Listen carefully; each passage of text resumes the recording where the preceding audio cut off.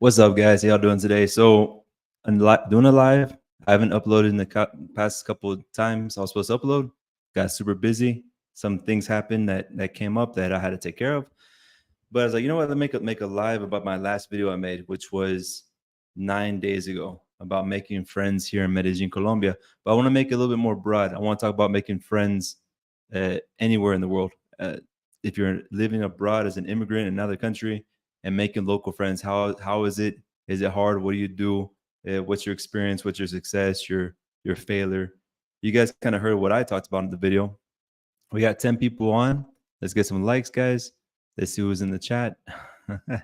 But what's up, Constantine? So yeah, I thought I'd just make a live. I'm not gonna be able to stay on that long today. I want to stay on for maybe an hour.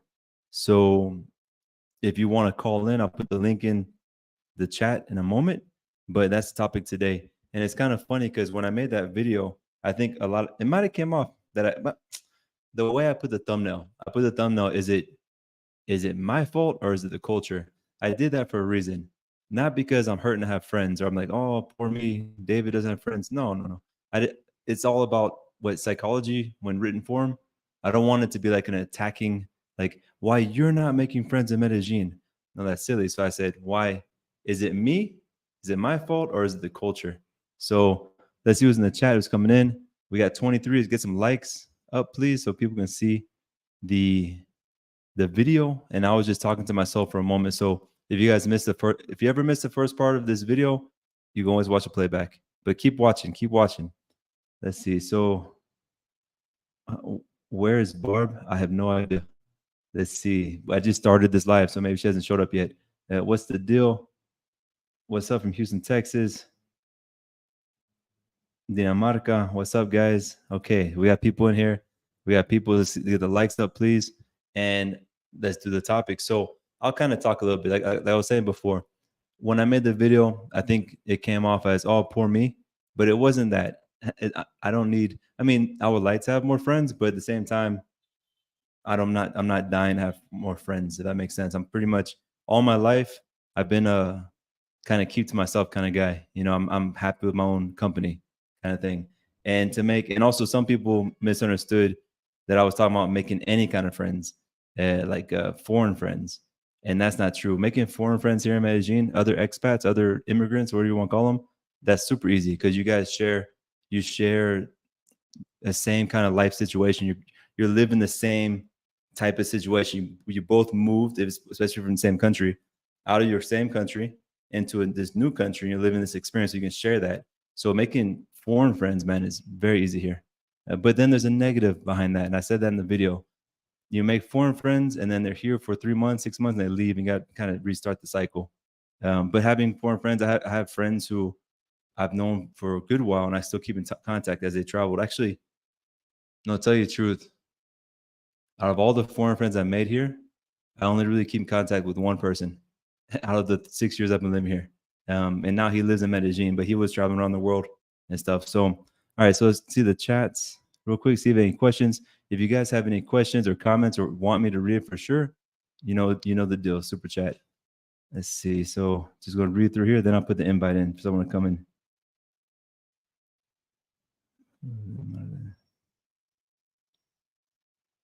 Let's see. So no questions yet. So let me put it in the chat. Let me put the invite, see if anyone wants to jump on. Let's see. Hold on.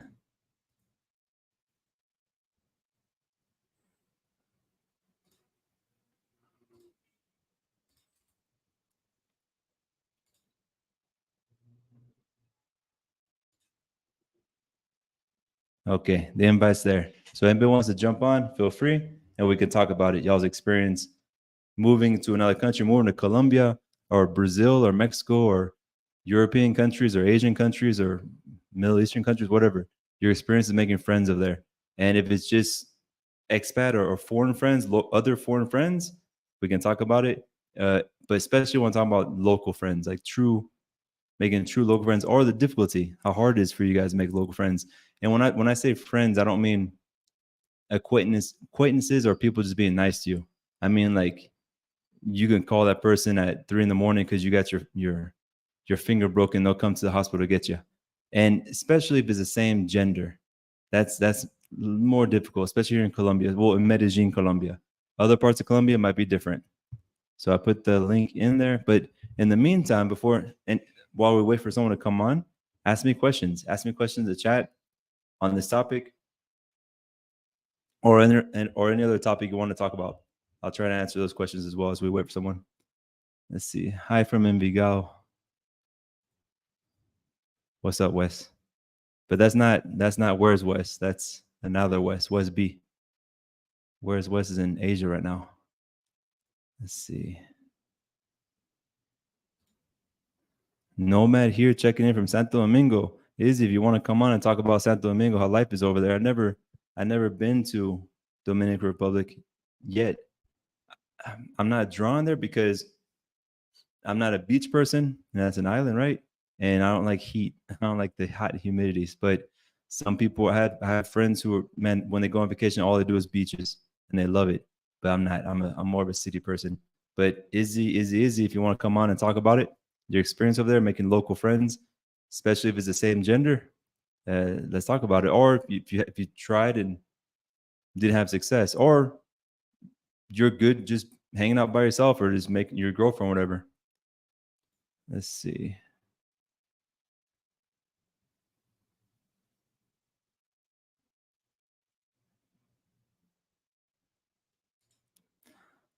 I think finding a common interest is key to making local friends. The only way I have made friends here so far is through hobbies. My Spanish is piss poor, so I can't make them that way.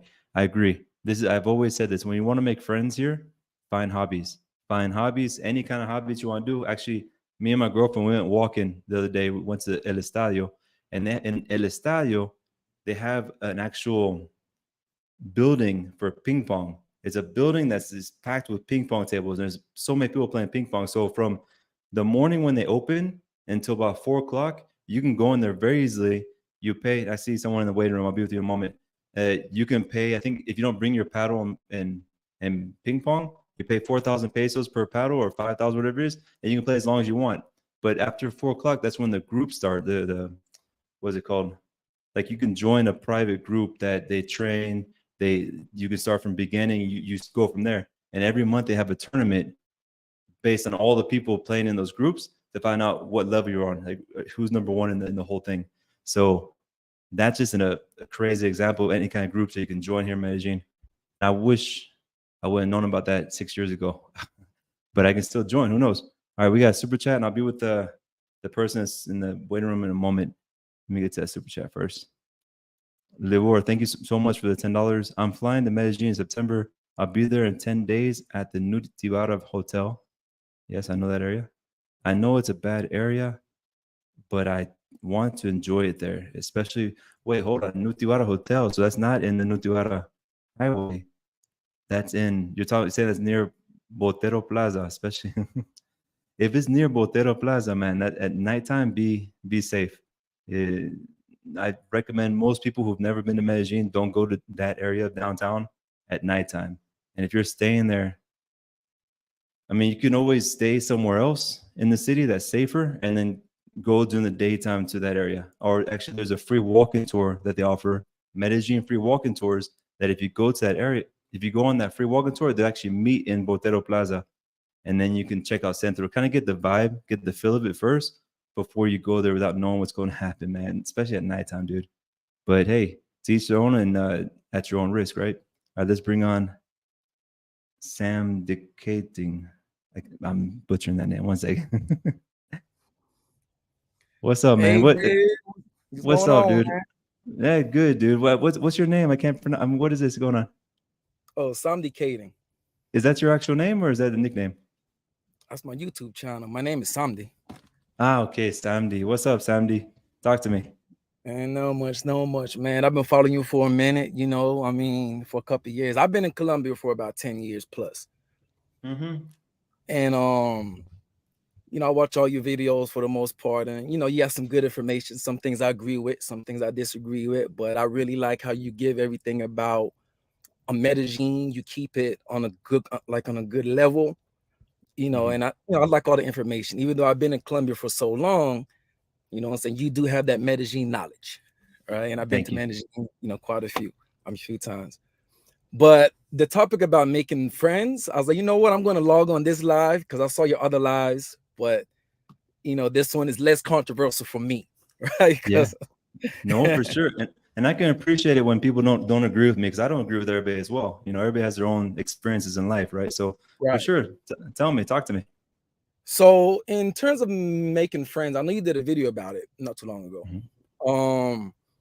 So I'm glad you're doing the live about this, because I do want to give my insight, because I saw your video about it and you had some good points, you know, and I like the points you gave based on For your sure. experience. Based on my experience, a lot of my friends in Colombia are females, right? And I met them in work settings and in clubs, just like you're saying, like in terms of martial arts clubs or painting clubs or CrossFit.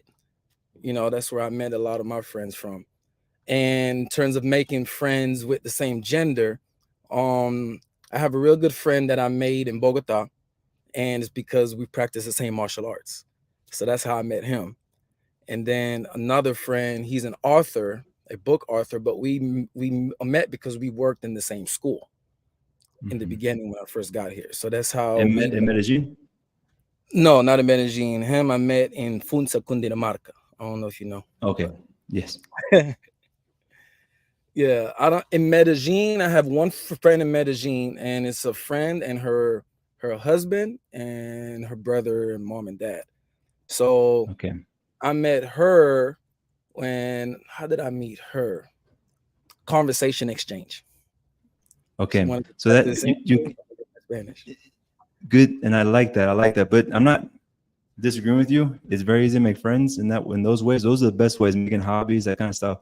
But you kind of proved my point on my videos, because on the video I said, in Medellin you can make friends very easily with females. But have you had success making guy Paisa friends?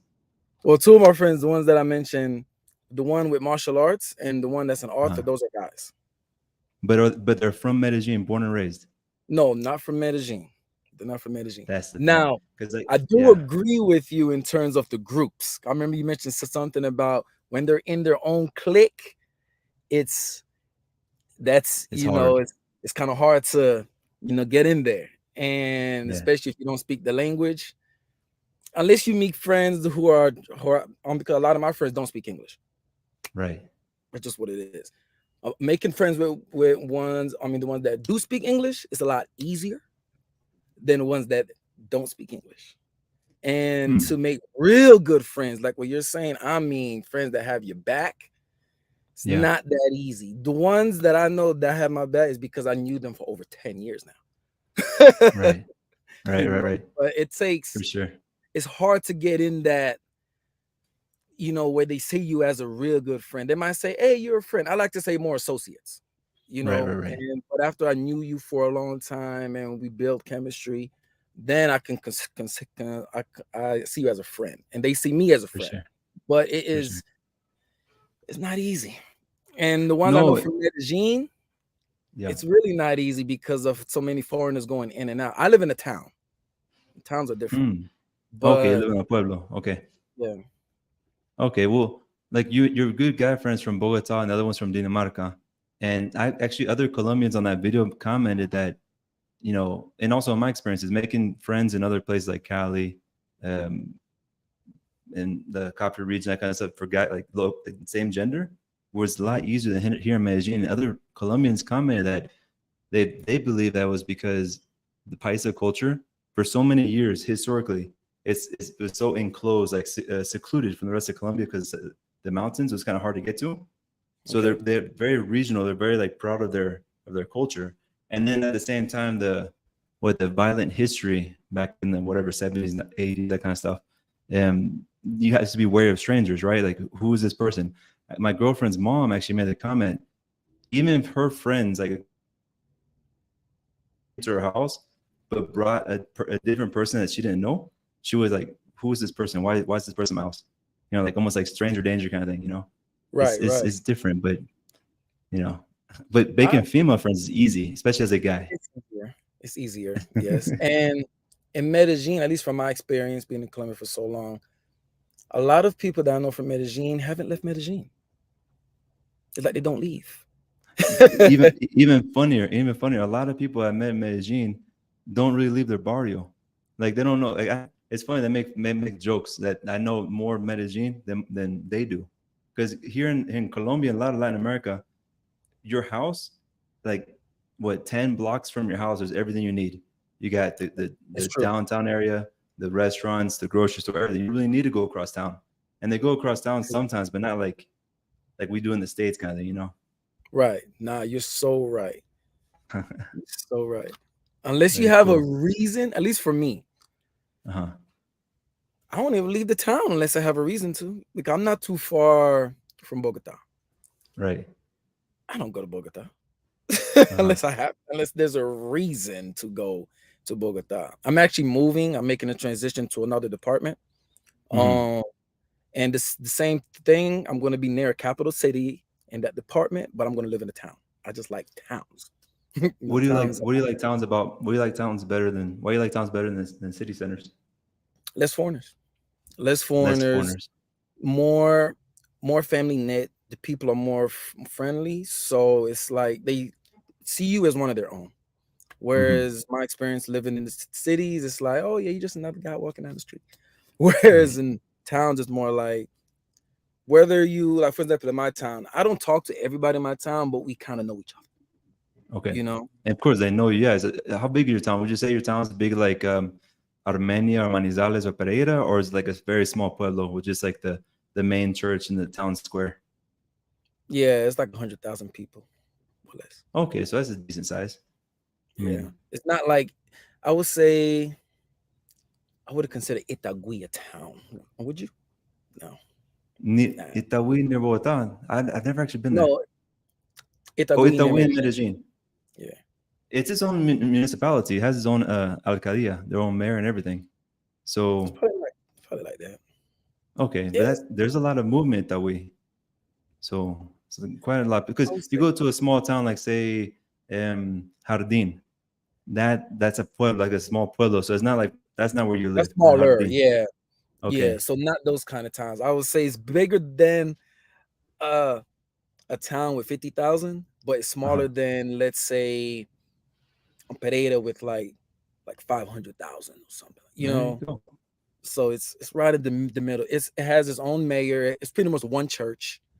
Mm-hmm. But it's a lot of movement. A lot of people who live in the town, they work in Bogota or they work in the Mm-hmm. big cities, but they live in the town. Mm-hmm. Mm-hmm. You know, so it's Okay. more tranquil. You don't need no car. You don't need to take public transportation.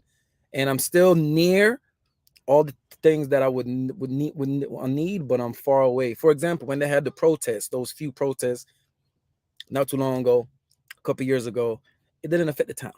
And my town Mm-hmm. had a protest, and it was so organized. I mean, the Mm-hmm. protest was so organized. But if you went to Bogota, they trashed almost all the Transmillennials. You know, it's crazy. So Interesting. towns are more, or less things happen in towns. Interesting. What my I don't know Bogota very much. I've never really been there. I met people from Bogota, like Rolos, and from Mhm. my short experience, just like observing them, that kind of stuff, and my interaction is in Bogota. They have their guard up more because of the capital is a little bit more dangerous than Medellin, so they're a little Facts. bit wary of strangers like this. But then once you get to know them, that they're more like, okay, come into my circle, come be my friend. You know, I met one guy who was trapped here in the pandemic. He was actually trapped in my he stayed in one of my apartment buildings, and I just talked to him in the kitchen. It was an apartment building with a shared kitchen, and I would cook and he'll come down and cook too, just chit chat here and there. And then like 3 months later, 2 months later, he called me up, said, "Hey Dave, just checking up on you, how you doing?" You know, it's like, whoa, because here in Medellin I've talked to so many people, because here in Medellin on the outside they're very friendly. They're like, "Oh, where you from?" "Oh, this and that." But to bring you in their circle, they're more guarded. And Bogota is kind of reverse, you know. So do you get the That's same true. kind of feeling? No, you got it. You got it. Because in Medellin, when I do go to Medellin, when you meet people, they're friendly. Mm, But in Bogota, hey, I need some help with, I don't know, yeah, right? They're you're very gonna rub me, guarded. stay away. Yes, yes, stay away. But once they get to know you, once you get in, it's like you're in, you know. Hmm. Whereas in Cali and Medellin and Cartagena, you know, they're friendly, but you don't know. You don't know. Cali's different. Cali's kind of like Bogota a little bit. You know what I'm saying? They're friendly like Medellin, but they take you in also. But on Bogota, they're cold.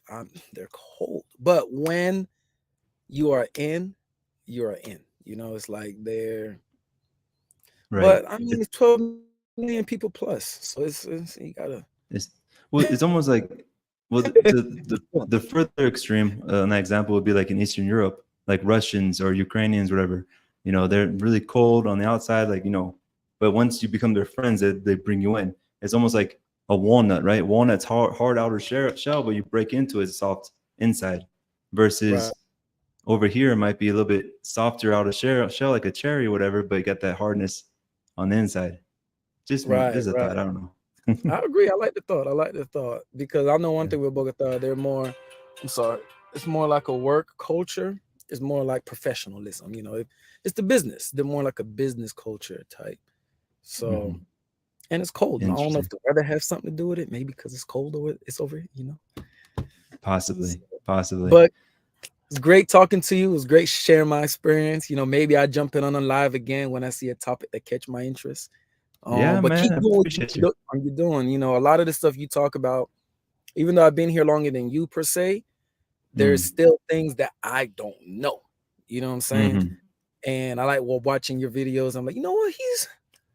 He got a point.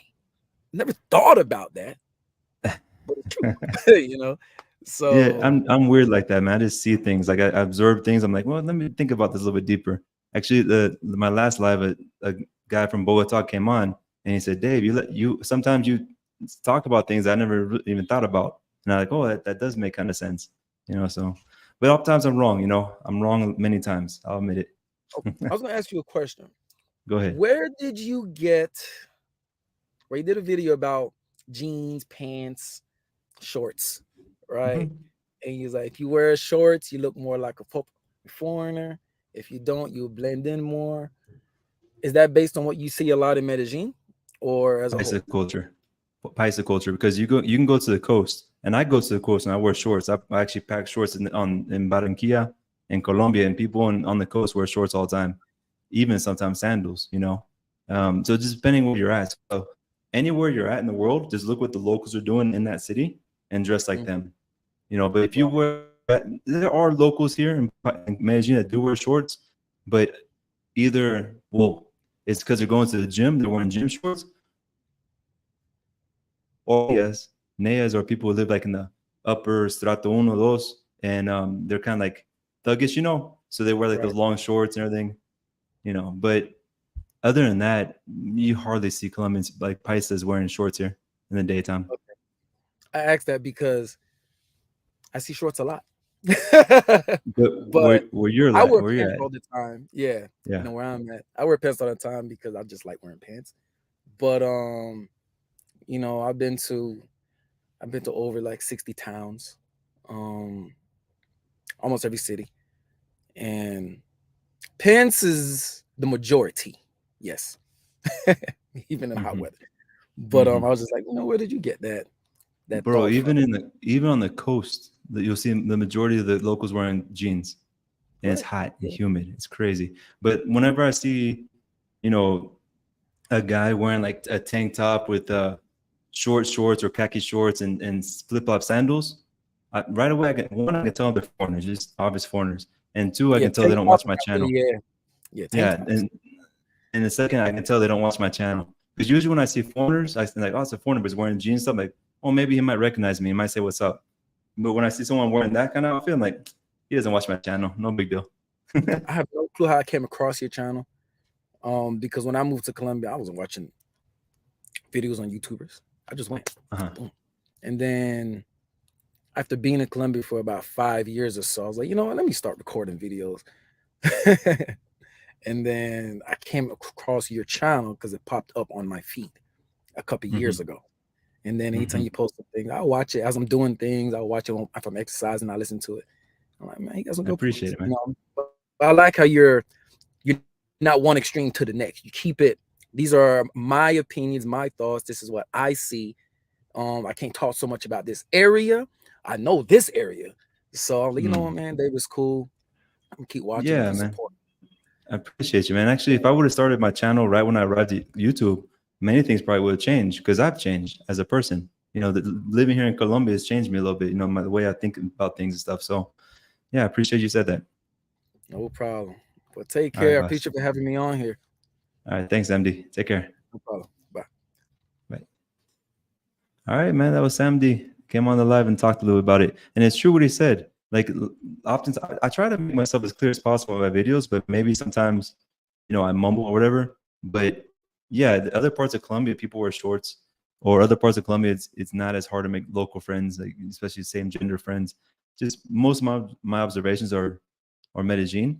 But when I do travel to other places, like when I went to Barranquilla, I'll make a video talking about Barranquilla. I liked Barranquilla when I went, man. I need to go back, even though inside the downtown there wasn't that much breeze, so it was kind of hot and humid during the daytime. But after 4 o'clock, it was quite nice. And the food, if anything, I would go back just for the food. The Arabic food was delicious. All right, let's see. Let's see if any questions are out there. And I put the super chat, this last one that was up. Dennis, thank you so much again for the super chat. I appreciate it, man. Let's see. All right, so let's look through the questions. I'll put the input again right here if anyone wants to jump on. I'm probably going to stay on this for an hour. So we're going in 26 minutes now. We got 64 people. Let's get the likes up, please, so YouTube can push this video and more people can see that I'm doing a live video. Let's see. Now we got Mr. Greenwood. What's up, buddy? How you doing, man? I met Melvin a long time ago when I used to sell insurance, all insurance. We went to a convention in Las Vegas, and there you go. I made a good friend from a long time ago. He's still in Allstate. I'm not. Let's see. David, what last video online, man? Was next video coming out?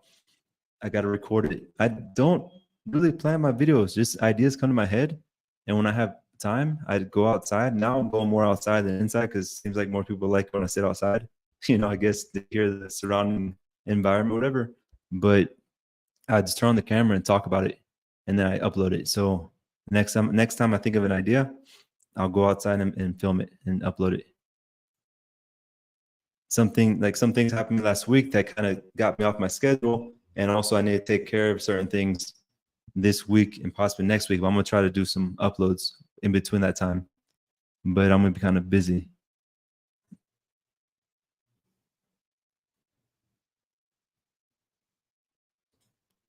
I took all of David's advice before I went to Colombia, learned a lot from David and others. Research is key to traveling anywhere. 100%. Appreciate you watching the video. David, do you still have the kiosk? Is it still for sale? Yeah, I still have it. And if anybody wants to offer the right price, I'll sell it 100%. And whoever wants to buy it, that's a good way to get a business visa, because that's how I got my business visa. That is my business. So when you get a business visa, you need to open a business through a business bank, business running. So my business, well, what am I doing? Why am I doing this as a real business? My business is the kiosk. So that's my business, and how I make money is by renting out to tenants. So, and it's real easy. I have an accountant that keeps up with everything, and I just report that. And when my visa comes for renewal, then I show all the documents, all the things that my accountant does, and I get the visa renewed. I got it for 3 years, my business visa. Last time I did this last time, and then it comes up in 2025, my renewal. And hopefully I'll get another 3 years. And after 5 years, I'm gonna apply for residency here in Colombia. If I end up selling it, if someone wants to buy it, I'll just take the money I make from the sale and start a different business, or maybe invest in a different type of property, you know, here in Medellin for the business visa. So yeah, man, MVP Maddie, if you're interested in buying my kiosk, send me an email. It would actually be a good investment because right now, I mean, the mall is brand new. It's a beautiful mall, and it's picking up, like it's filling up more and more.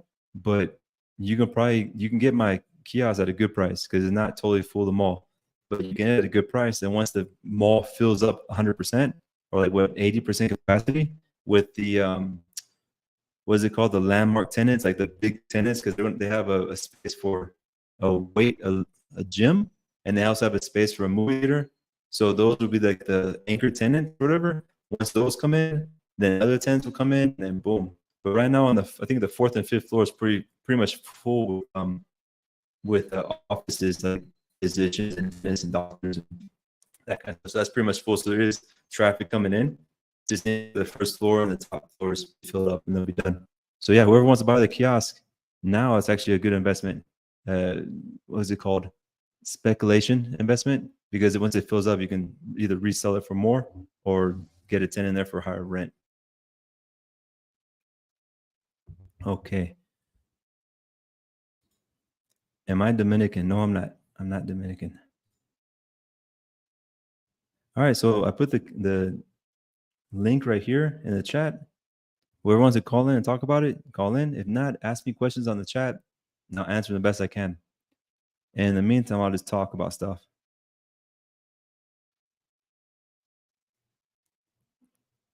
Here's a question. David, how dangerous from a person in Colombia's perspective is it to visit areas around Venezuela border, specifically in La Guajira? So there's some parts of, I think Cucuta is a pretty dangerous city that's on the border of Venezuela and Colombia. I mean, you can go and most likely nothing to happen to you, but you mean you're raising your chances of risk, right? You're taking more risk than you need to. And the Guajira, La Guajira, if you want to go see La Guajira, man, there's tour agencies that will take you, and they go all the time. My girlfriend actually paid a tour agency called Medellin Bungee. So if you look up Medellin Bungee, it's promotion for them, I guess. They have a tour that goes to La Guajira. It's hardcore though. I didn't go because you got to sleep in hammocks. And you got to take these 4x4 Toyota, whatever, Land Cruisers across the desert. It was a hardcore trip, but she said it was one of her best trips she's ever taken. So if you can do hardcore and you don't mind sleeping in a hammock, man, go for it. Definitely go with a tour agency. There might be some, I think there's some cities in La Guajira that's not too dangerous, but I would say the first time just go to the tour agency. It doesn't cost that much.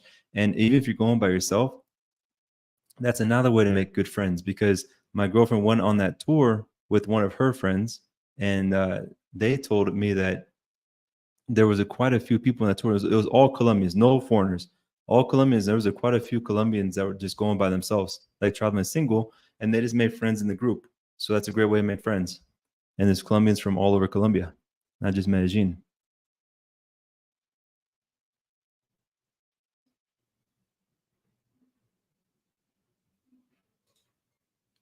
Thanks, Robert. Really interesting content as always, David. Thank you for the $10 super chat, man. Appreciate you.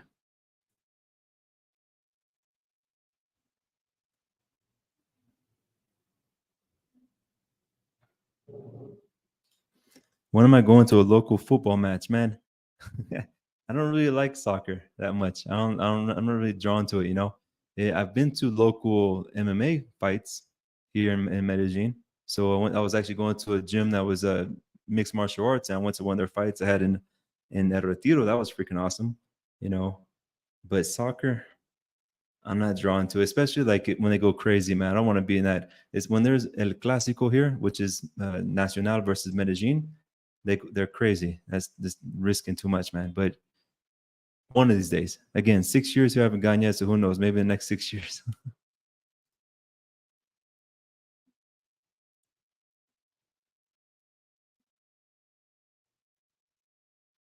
Let's see.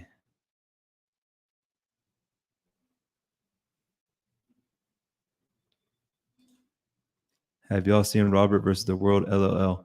I've seen one of his videos. I've seen his thumbnails come through, but I clicked on one of his videos because he puts those titles kind of crazy. So hey, he's living his life. As long as he's living his life, he's doing his thing, as long as he's not hurting other people.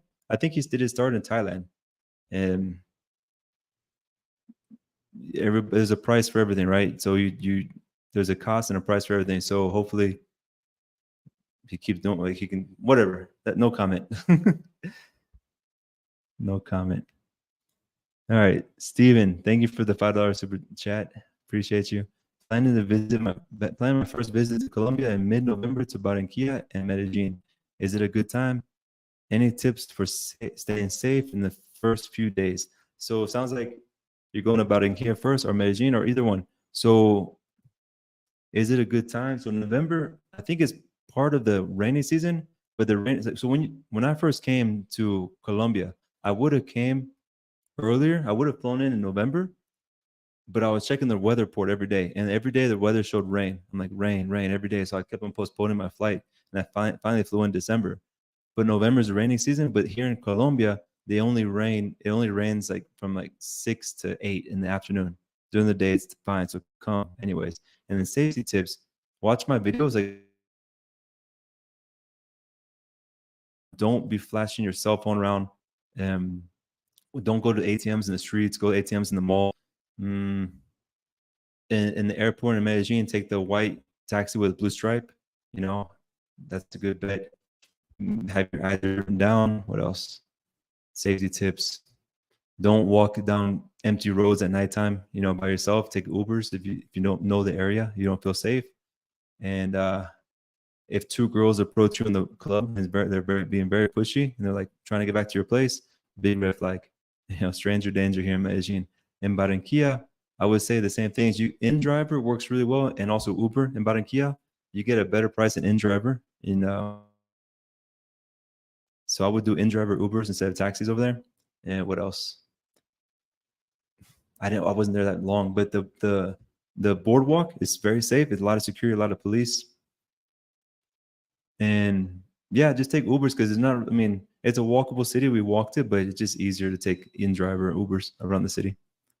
Thank you for the super chat, bro. All right, we got Izzy in the waiting room, but his camera's not on. So once your camera's on, Izzy, then I'll bring you on. And I think we got someone else. Got a super chat. Nope, that's it. No other super chats.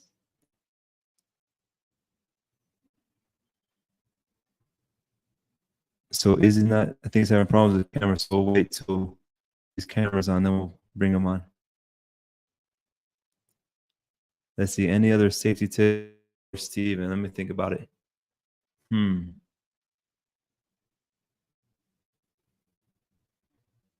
Don't go to in Medellin, El Centro. If you want to do El Centro, I already talked about it. Do the Medellin free walking tour during the daytime. And don't go by yourself at nighttime. After the free walking tour, once you feel comfortable, then go back, on your own if you want to. Let's see. Izzy still camera's not up.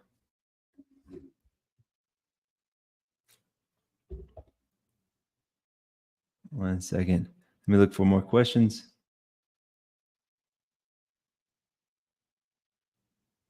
Okay, there's Izzy's camera. I'm bring him up now.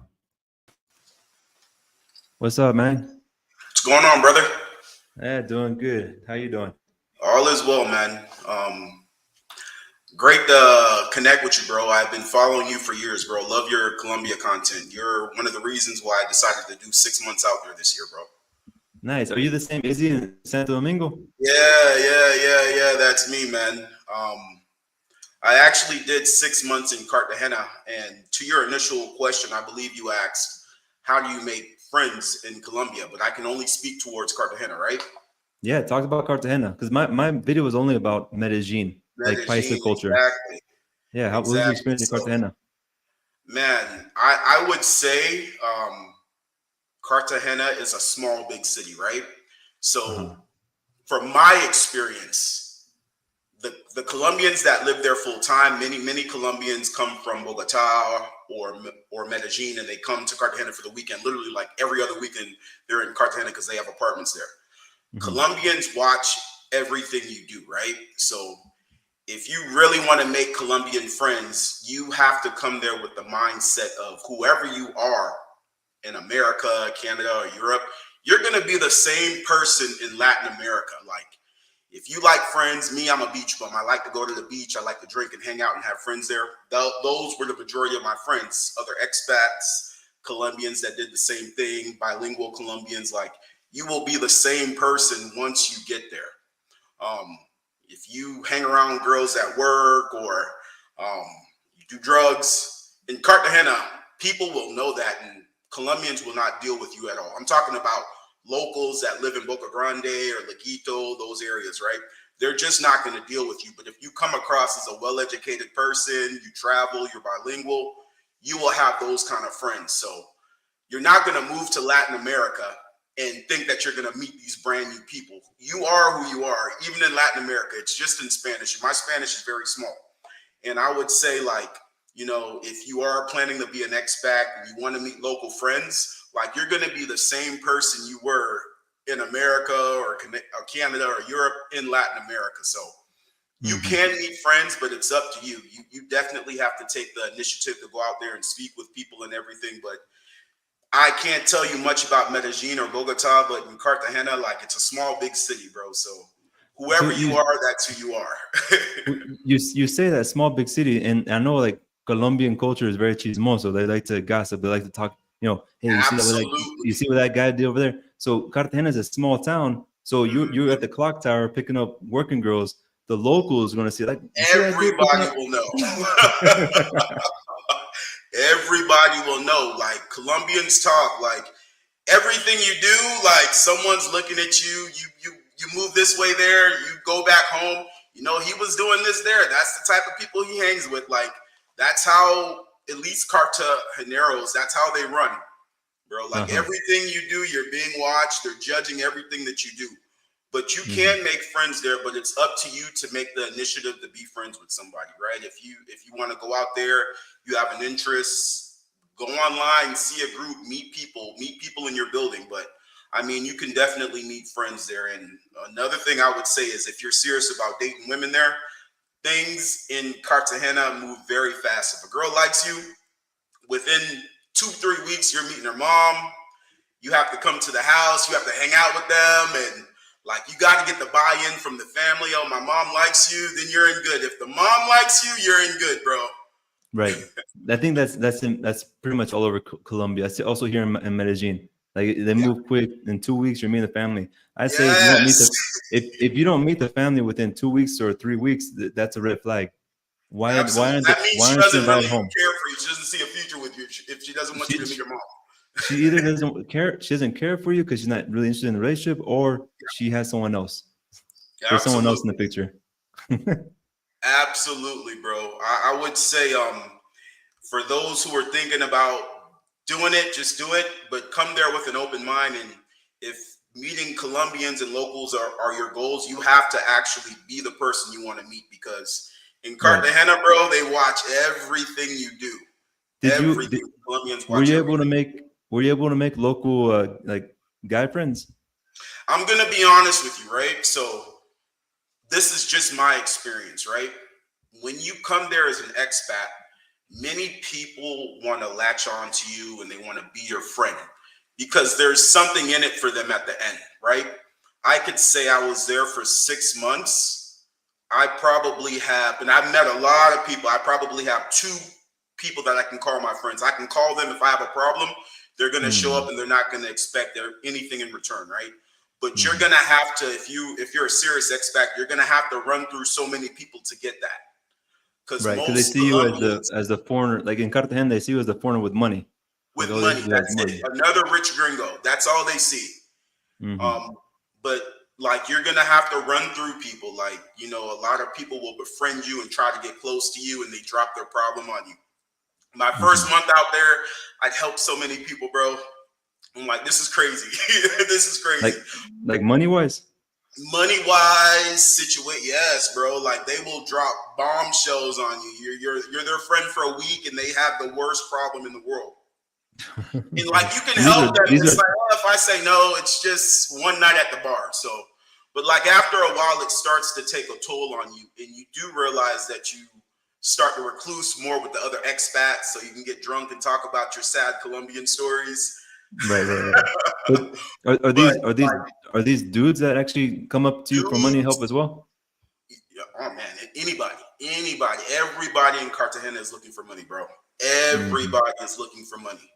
But you know, it's the trade-off that we get for living in a developing country, bro. So like, it's up to you to try to like sift through everybody and find. Out of 6 months, I have 2 people that I could really say they're good friends. But I mean, everybody goes through that. You'll start to feel people out as soon as you get to know them, as soon as they get to know you. And you know, if people here are on your live right now thinking about it, just be very mindful of, you know, who you let in your life, because who you let in your life, they see the way you live, how you move. You got to be very careful. I've heard the same thing about Medellin. I was only in Medellin for like a week. I was in Cartagena for 6 months.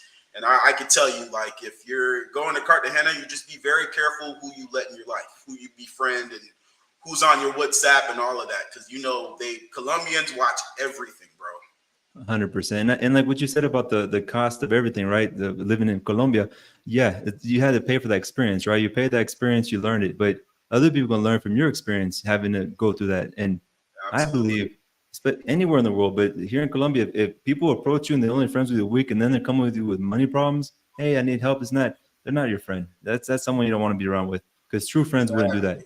True friends, when groups of friends go out, Colombian friends, they split the bill for everything. It's called pasando la vaca. So splitting the bill is no big deal. But if you're a rich foreigner and you're with not true friends, they're like, oh, that dude has money, let's just him pay. Or let me make up a lie so I can get $50 from him, because the monthly wage here is like $200, you know. Exactly. You're paying almost like the 2 weeks of wage. Colombian's mind, they think, well, you just have it, so it's nothing for you to give it to me. Like, I've literally had people, that's nothing for you. People tell me that's nothing for me. Like, that's not the point. If we're supposed to be friends, that's not the point. So you have to be very careful on who you befriend, in Cartagena at least. 100. No, it's everywhere, and I wouldn't say Colombians are that way. I would say bad people who happen to be Colombian, who are just taking advantage of you because you're a foreigner, you know. And unfortunately, there's quite a few of those people. But like you said, go through the people, like, you know, be smart about it, and then find those true friends, because they're there. There's good people out there. Absolutely. There's a lot of Facebook groups and things that you're interested in, like, go where those people are, and then you'll start to create your own network of people to hang out with. But I would say, if you want to meet Colombian friends, and do the things that you do where you're from in Colombia, and you will meet like-minded people. But you have to make the initiative to connect with people. Like, you know, if you're sitting at a bar, you see something funny, make a joke about it, say something about it. Like, you have to. In America, I feel like, oh, no one talks to anybody. But in Colombia, it's kind of the same way too. But you have to take more of an initiative to start a conversation with people. And you'd be surprised. Like, I've connected with some people, other expats, Colombians that I can call on right now. Now I've moved on to Santo, but I mean, I had a great time in Colombia, bro. And I hope to be back next year. But my 6 months is done for the year there now. Well, what about how long you been in Santo Domingo? I actually got here on the 31st of July. I left Cartagena on June 17th, went home for a few weeks, and then came over to Santo for the remainder of the year here. Oh, okay. So you're kind of new there, so you don't know the whole scene over there yet. Yeah. Gotcha. Fellas, they're definitely here. Yeah. They're definitely here. Talking about females. Gotcha. All right, man. Well, Izzy. All right, man. It was a pleasure, bro. I appreciate you, man. Take care. All right. Bye. All right, guys. So there we go. Izzy's there was Izzy coming on and talking about Cartagena experience. So I think that's also here in Medellin too. I have friends who they've been here as long as I have, and they would complain like, "Oh my God, this guy's always having problems. He can't pay rent. He can't. He's always coming to me with his problems, like financial problems." And I would tell my friends, a foreign friend, like, just don't give him money. You know, you don't have to feel obligated to give someone money just because you come from a richer country. You don't need to feel like the saving knight coming to rescue, you know, someone, because here in Colombia, it's a family culture. People are family oriented. They have their uncles or aunts or cousins. They have so many people to call on for help, but they see you as it doesn't hurt. You know, it's just $50. You know, what's $50? What's $100 to that guy? But $100 is like a third of or half of a month's pay for a lot of Colombians. So, you know, each their own. Users, what's it called? At your own risk. You know, if you feel like you want to do it. That's your own choice. But that's just from my thoughts. You don't want to be taken advantage of. You don't want to be seen as el marrano here in Colombia. All right, so we got Gungo Gringo on his house, becoming a frequent caller. Call into this show. So let's bring him on.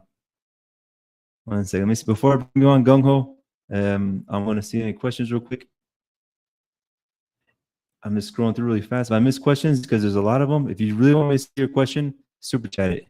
and Dr. J came into with his camera. So let me bring on Cam. What's up, Cam? Got you yawning. What's up? What's up? Hey, man, how you doing? I'm pretty good. I just wanted to make a couple comments about the meeting local friends thing, because I agree with you to an extent in terms of making like true friends. But I think it boils down to assimilation. Mm-hmm. So, for example, like you were talking about with the Paisas,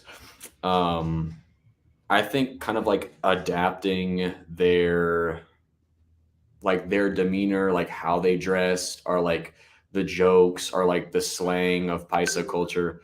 I think when you're showing like active attempts to like really assimilate yourself into what they have going on, I think they're a lot more welcoming, as opposed to like you're just some tourist that's coming here to like looking for a distraction type of thing.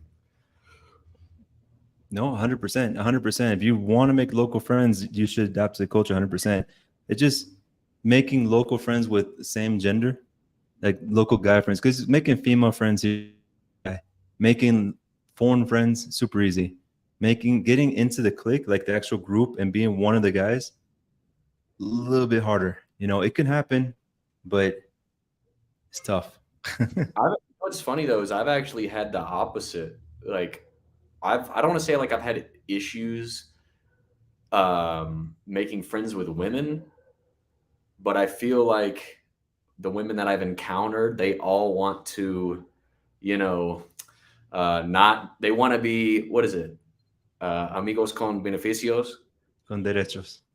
Yeah, exactly. Yeah. So it's like, well, those aren't really friends, but like the friends that I'm actually cool with, who I'll hit up and be like, hey, like I need to go to the store to get something, like, you know, are you down to go with me? Like they'll tag along just to tag along, you know, and they don't expect anything in return. So in my experience, I've had a better time meeting male friends. But it might also just be the hobby of choice that like I participate in. Like I skateboard a lot. Yeah, and you skateboard.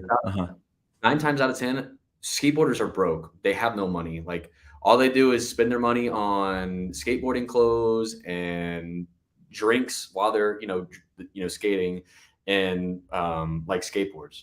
So the skate culture is the same everywhere you go.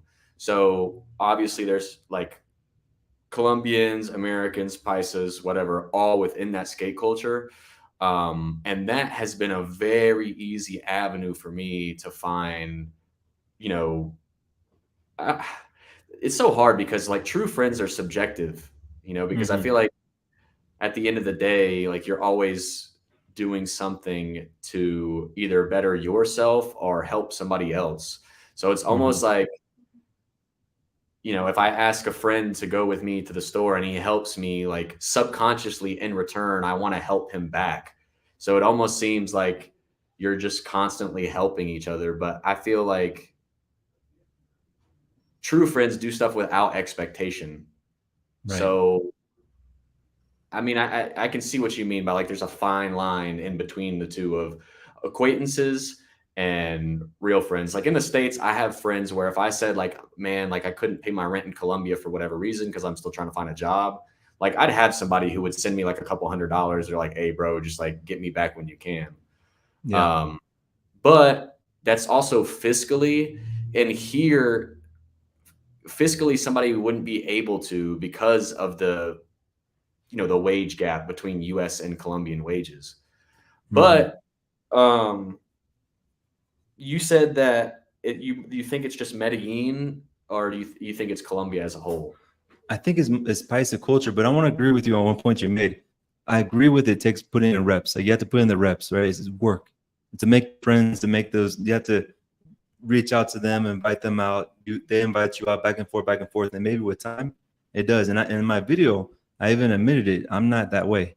I keep to myself. Yeah. I'm happy with my own space. My own thoughts. So it might be a me problem. I've talked to other people, like even Paisas.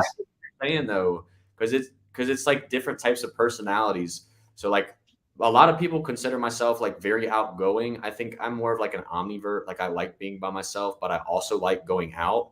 But what I've noticed, especially Americans, a lot of people will come here that aren't super outgoing, and they'll go out somewhere kind of like shy, skittish, whatever, like trying to meet new people, but they will expect somebody to initiate or like to aggress them almost. Like they don't want to be the person to say the first thing because they don't want to be, you know, inconvenient or a burden, or they don't want to embarrass themselves. So a lot of people that come here who aren't extroverts, they'll like wind up sticking in their shell the entire time because they kind of expect, you know, because they are a tourist and they stand out, they want somebody to be like, hey, you know, um, welcome to Medellin. I'd be more than happy to show you around. And if you want to get drinks or stuff, we can. You know, tourists like that extension of invitation because there is like that shyness or that barrier of like, man, like I don't know who to speak to. I don't want to, like, if you don't know Spanish, like, you know, you don't want to screw up when saying something. So I also understand the introvert side of things as well, because I'm like kind of in the middle, you know, of an omnivert. Yeah, it's tough, man. Like you have to get out there and join groups and be part of activities. And actually, I recommend a lot of people that if you go to a group, you make friends, and there's people that are connectors, right? They just love being parts of groups and going different activities. You tell that person, you meet that person, especially here in Colombia, the Paisa, whatever. Tell them, look, I want to go out more. Whenever there's events going on that you know about, let me know. And then maybe they might not tell you, but maybe they might. And then you just, someone was that movie with Jim Carrey saying yes to everything, whatever. Just say yes, go be part of those groups activities. You'll make friends, and you make a local friend who's an introvert as well, and then you connect, and now you're just hanging out, playing video games, or whatever, or going to the movies, or you know, that kind of thing. So it can definitely work here. Just I think I go back to what you said. It takes in putting reps, like doing the work. I agree with that. Initiative for sure. Because like if I didn't bother speaking to anybody or like taking that step, people would probably just in their mind they'd be like, oh, it's just it's just another gringo, it's just another tourist. And the thing is, I almost feel obligated to take the initiative to talk to people, because if you don't, then they're going to make assumptions. You know, they're already going to have like this impression of you, like you're here for drugs, you're here for prostitutas, whatever. So it's not like, I don't want to say like I feel compelled almost to defend myself or like make a good impression, but I almost do, because I don't want the locals to hate the tourists that are coming in, you know, because I think they're just generalizing the population rather than actually getting to know each and every single one of these people. But it almost feels like obligation, you know, to go out of your way to converse with others.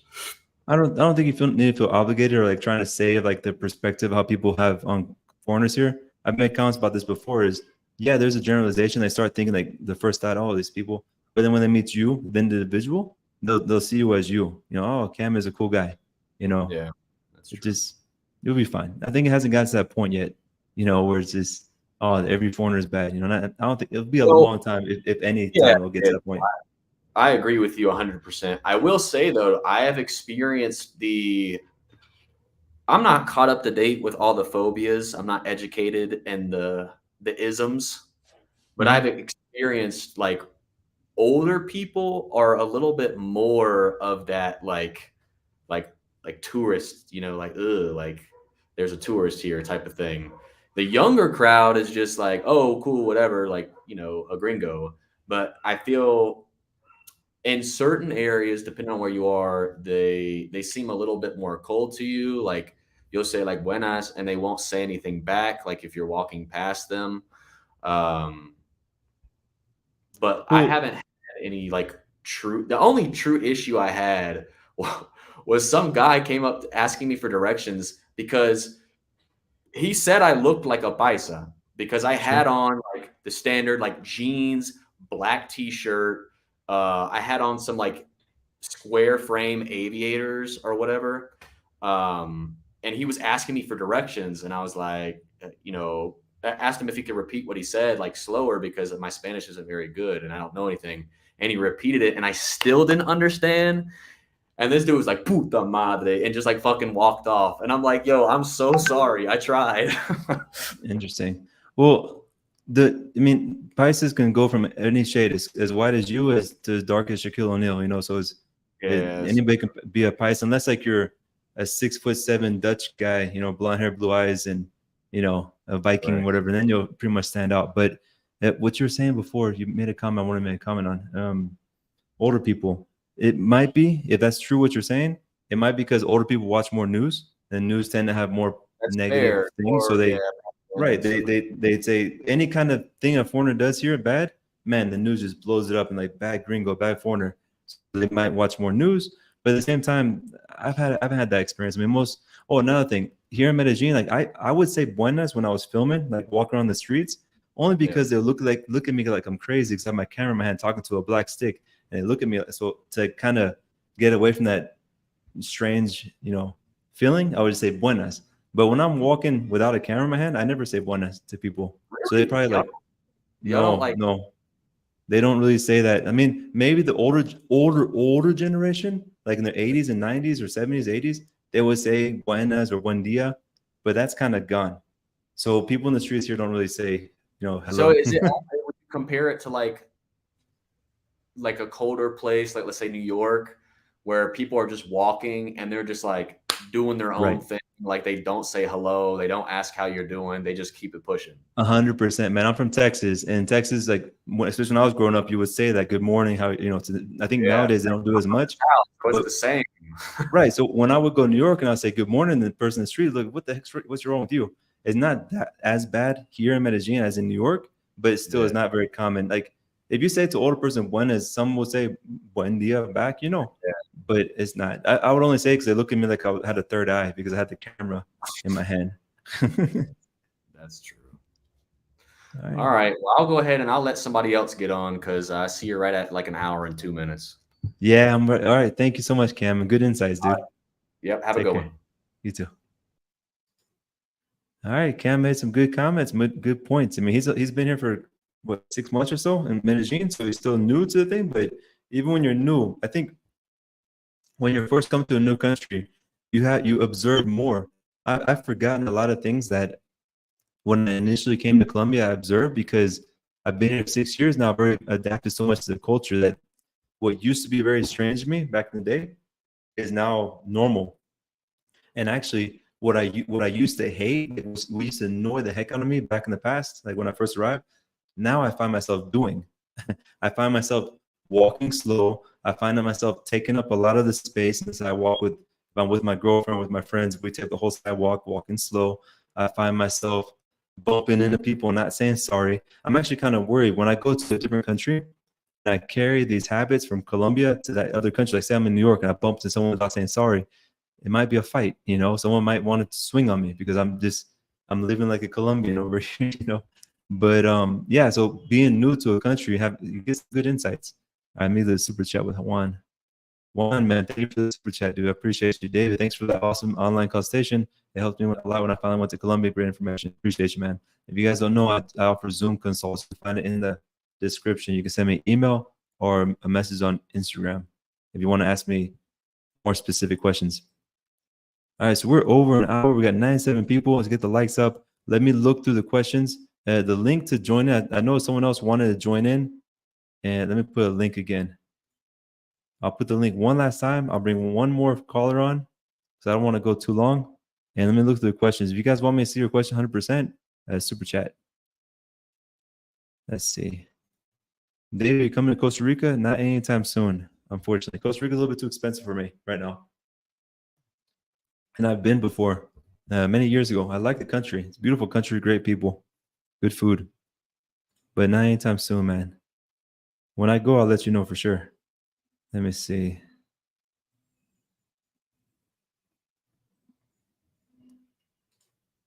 David, would you ever do a video trying the gym MMA Colombia, Medellin? No, I wouldn't, because they play music and stuff like that, and I'll get copyright. whatever. But I went several weeks, I think a month of training, whatever there, and I like it. I mean, the Muay Thai class is good. The trainer, his name is David as well. He's a really good trainer, and they do everything. They do wrestling, boxing. The boxing wasn't really what I liked because I boxed for about a year in Mexico when I was in my early 20s, and I was in a really good gym with a really good trainer. I mean, it was like the old school kind of gym that like Rocky Balboa style when he went to California, that kind of style. So it was a hardcore gym, training really good stuff actually for competition boxing. And then I go to this MMA Colombia for their boxing classes, and it's just a trainer telling you the punch bag, different combos. Then I'll come up with the mitts, have you do the combos on mitts, and go. He wasn't really putting that much effort into it. So I'm kind of spoiled when it comes to boxing. It's hard to find what I used to have in Mexico, you know. And also when I trained in Bryan in College Station for a while too in Texas. But anyways, go. It's a good gym. It's a good gym. Good Muay Thai, good BJJ, Brazilian Jiu-Jitsu, and good wrestling. And the boxing's decent. Okay, so we got Papa Rico on the call in the waiting room. You'll be my last caller. And anybody wants a question, super chat it. So I'm gonna be concentrating on Papi Rico, Rich Daddy. What's up, man? What's going on, David? Hey, doing good, man. How you doing? Yeah. So I'm Wesna. I just put Papi Rico. Oh, you're Wesna, man. What's up? So, yeah, you're always making comments. Yeah, the last few weeks I didn't shave it was really long.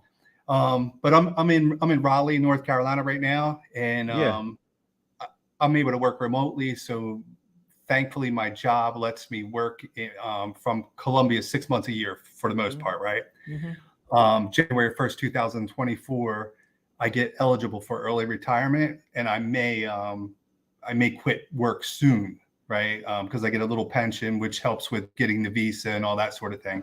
Awesome. So that's the goal. And so over the last more than 2 years, I've been living in Cali 6 months a year. Nice. And prior to that, I mainly dated girls. Like my first time I went to Colombia was Cartagena in August, maybe 2018. Mm-hmm. And first girl I met was on Colombian Cupid. Dated her for like a year and a half. Then met another girl sort of on Colombian Cupid, but then on Instagram, and she's somewhat both are all the girls I dated are really hot, right? Uh-huh. The second girl, who's my second ex-girlfriend, she's actually in France now with her latest boyfriend because she's hot. The simp's bringing her to France. That's just how it is right now. Nice, man. I need to get someone to take me to France. Yeah, I mean, seriously, some of these girls are living a better life than some of the, some gringos, right? Bro. Yeah, I know. But one of the stories you've been asking me to tell you for a while, and I was going to ask you about that story. Yeah.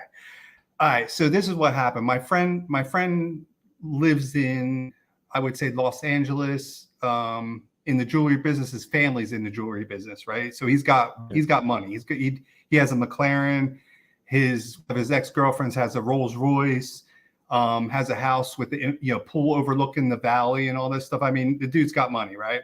So he likes to enjoy Colombia. He goes to Colombia, and he normally dates, I would say, let's just say Propagos, right? Okay. And what he did was he was thinking about, hey, let me date another girl. Let me date a normal girl, right? So he got onto Tinder. And he searched for a normal girl, and I'm assuming she was attractive. I didn't ask him that, but I finally just got the full story recently. And what happened? And this is just about a month ago, right? So he met her on Tinder, and for some crazy reason, this is the part that I just don't understand.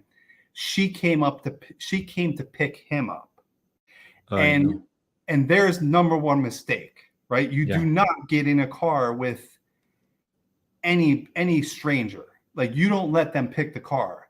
I don't know if it was an Uber, it was supposed to be an Uber or a taxi, but whatever it was, she came to pick him up. He got in the car. Huge mistake. And where was this again? What part? Sorry, and this was Medellin. Oh, Medellin. Okay, go ahead. Yeah. And so, and I'm serious, this is like a month ago, right? So what happened was, and how I met this guy is I was in I would say 2021. I was in Cartagena for 5 weeks, living in Boca Grande on I think like the 34th floor overlooking the ocean, and I had 2 girls chilling with me for 5 weeks. Right, we were really cool, great fun. But he was living in the same apartment building. It was around COVID, right? Just we were still in lockdowns or curfews and things like that in Cartagena. But the guy's a really cool guy, and he's lived in Cartagena for a year, right? So he has experience in Colombia. He speaks decent Spanish, not good, but decent. So he's got experience. I just don't understand why would he get in that car? So what happened was when he got in that car, 3 guys jumped in, basically pistol whipped him, and they kidnapped him. Yep. And he had a watch on. So he had a watch on. He had obviously probably an iPhone because he's got money. And that's what all the people that have money want. They like their iPhones. So he probably had an iPhone, but he had a phone. He had a watch. They basically stole his watch, took his phone, and then beat him up for 2 days. And I mean, it's sort of a bad story, but beat him up for 2 days. They were doing 2C, like it was a bunch of kids like 18 to 20 years old, right? And then asking him if he wanted some 2C, he was just taking it because he was basically beat up, right? They beat him up pretty bad. But eventually they were they basically did money transfers out of his bank accounts. They even bought they knew what they were doing. They knew how to hack a phone. They knew how and I'm assuming he gave access to the phone from being beat up, right? But eventually they were asking him, hey, he was there for 2 days. They were asking him is anybody going to miss you? And so he said, yeah, my friends, they all know me, my family, things like that. So they let him go. And I haven't asked him that detail yet. Exactly how did they let him go? But he thinks, and this is sort of crazy, he thinks the fact that they got money from him, the fact they were able to extract that money and get that money, he thinks that's one reason why they let him go. Because me, right, I just bought a new phone. Like I just got a new phone, Pixel Pro, Pixel 7 Pro, whatever, right? I just got a new phone. My old phone broke, but I'm gonna go with a burner. Like on the streets, I'm going burner, right? And I'm going burner with no apps, no financial apps. I don't think you should have financial apps on your phone.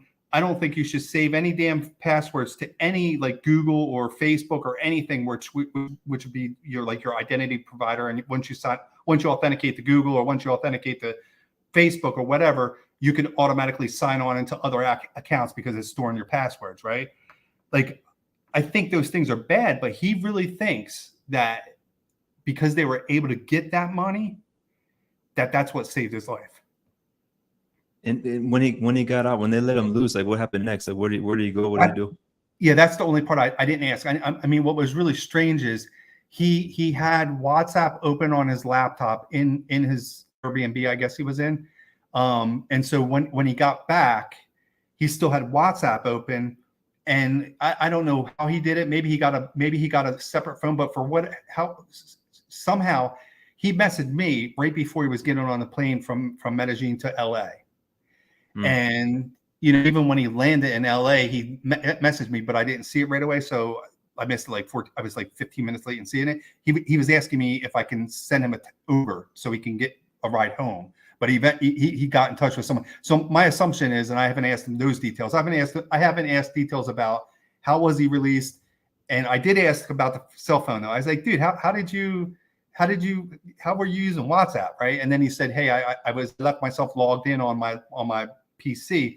So my assumption is, and this is what I don't know. I don't know maybe he kept himself logged in.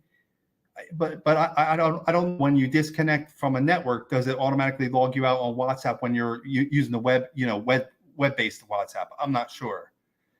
And also, go on. Do you think the reason why he messaged you is because maybe you might have been the only foreign your contact, United States contact on his WhatsApp, because his family might have been on his cell phone And like, Yeah. what's up? Usually people come to Colombia, they do what's up. They have all their Colombian friends or contacts, and then you might be their only like friend that was from the States contact. That might be true. Yeah, that might be true. Like he, yeah, I don't know.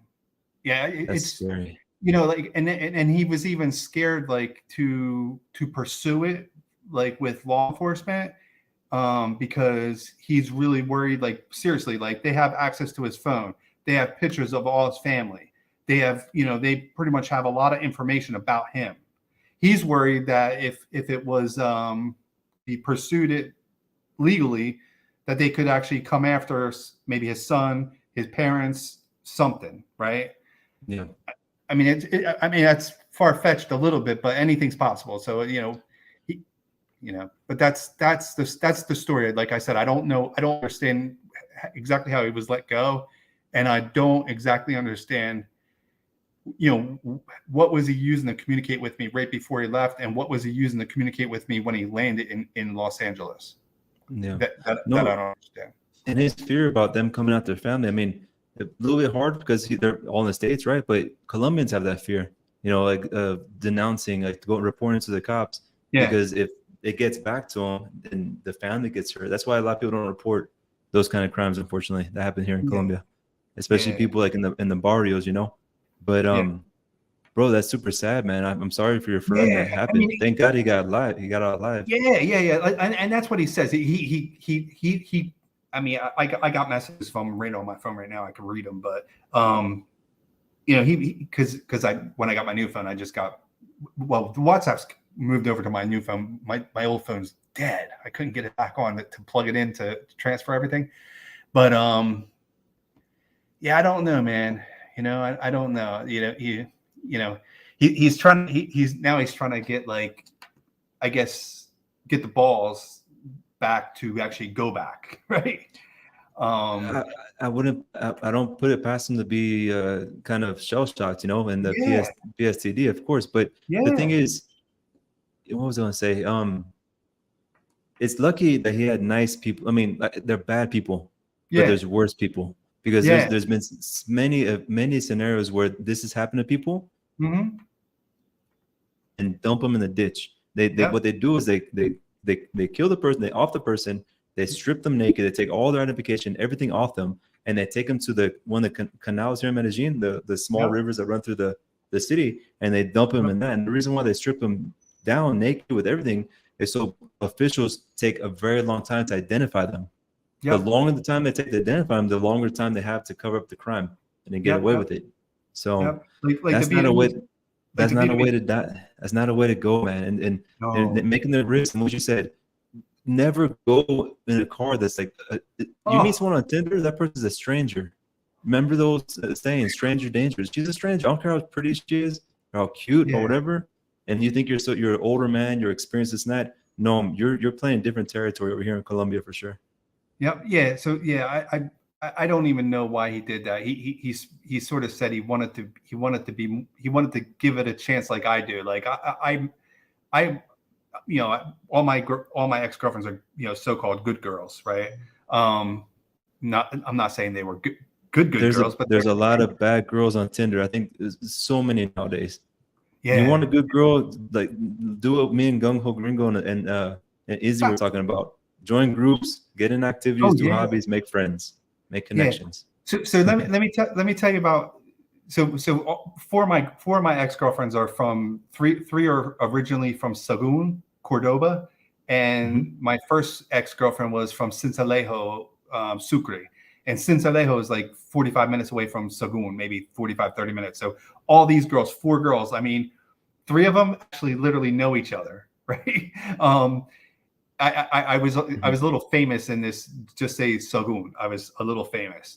And then I've only dated one girl from Cali, and I date mostly black girls in the United States, but the girl from, you know, like my last 4 girlfriends in the United States, Haitian, Kenyan, Nigerian, and from the Congo, let's just say, right? But when I go to Colombia, most of my girlfriends have been what we think what we stereotype as Spanish, Latin girls, right?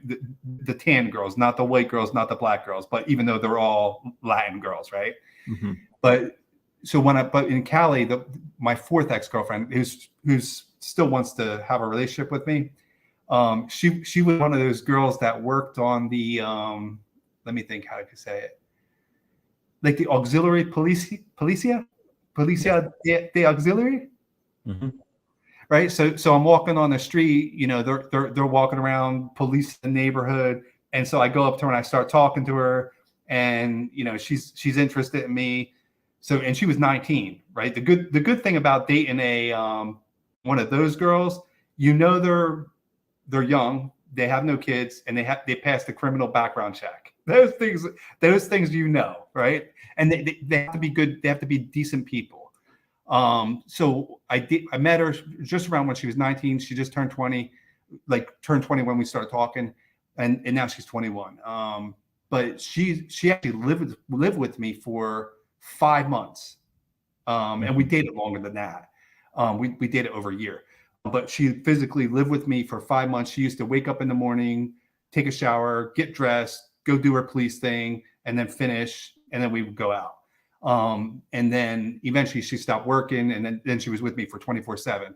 But to talk about a really good girl, like Cali people are cool. Like Cali people, I think in general, like we were talking about buenos dias, buenas noches, buenas tardes, buenas, right? You know, I can walk down the street all day long. Buenas, buenas, buenas, buenas. ¿Cómo estás? You know, ¿qué tal? Right? I mean, everybody's cool. They all talk to me. Vencino, vencino, vencino, bueno, vencino. You know, just always cool, like cool as hell. Like they welcome me as if I'm a neighbor because I've lived there so much, right? So they know me well. Everybody on the street knows me. And they're just really friendly, but even, you know, Cali's supposed to be a dangerous place, and you know, I have gone out, like the last time I was there was 4 months straight, right? And when I was there for 4 months, I went out 3 nights, partied like a little crazy.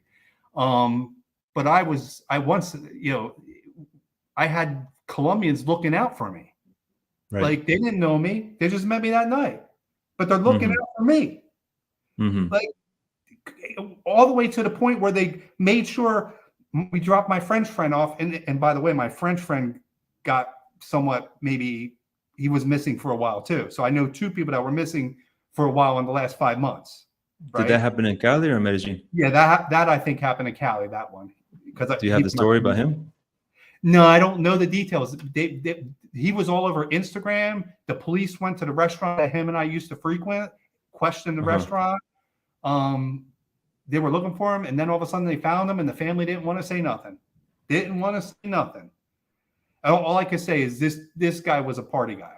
This, you know, he was definitely a party guy. Good guy though. He looked out for me too. Like when we went out, he made sure I was okay. Just that one night, just say the Colombian guys made sure I was okay. We just met, him and I just met. But in general, the Colombians in Cali are really nice people. Yeah, really nice. Right, I agree with that. And I think I saw that a post on the Facebook groups about the French guy that disappeared. And then all of a sudden he appeared, and like the family didn't want to say nothing. It's like, wait, we're not talking about it. Yeah, I saw crazy.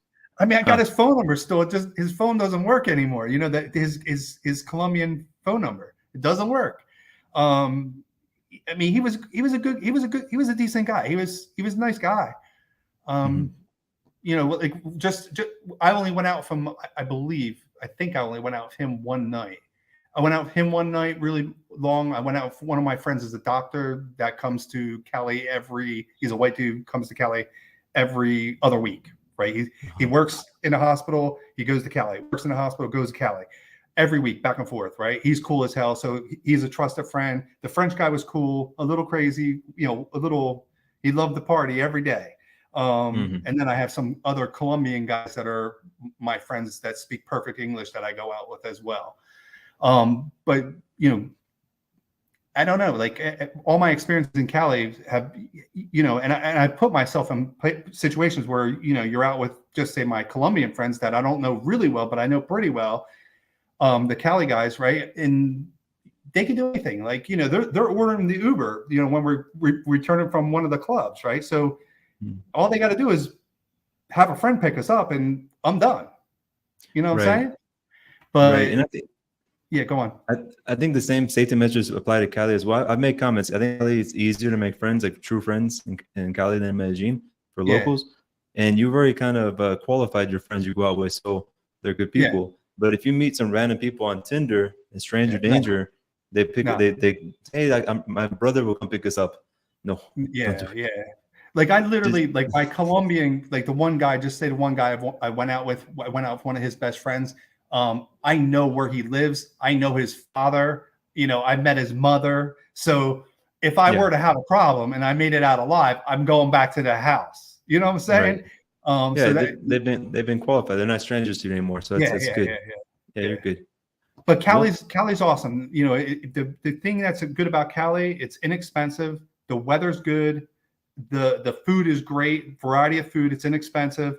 The people and the view. You know, like when you're up in like Granada, like Santa Monica, Wanabu, I think Wanabu, Granada, Santa Monica, all that area right up next to in the north, next to the mountain, by Tres Cruces.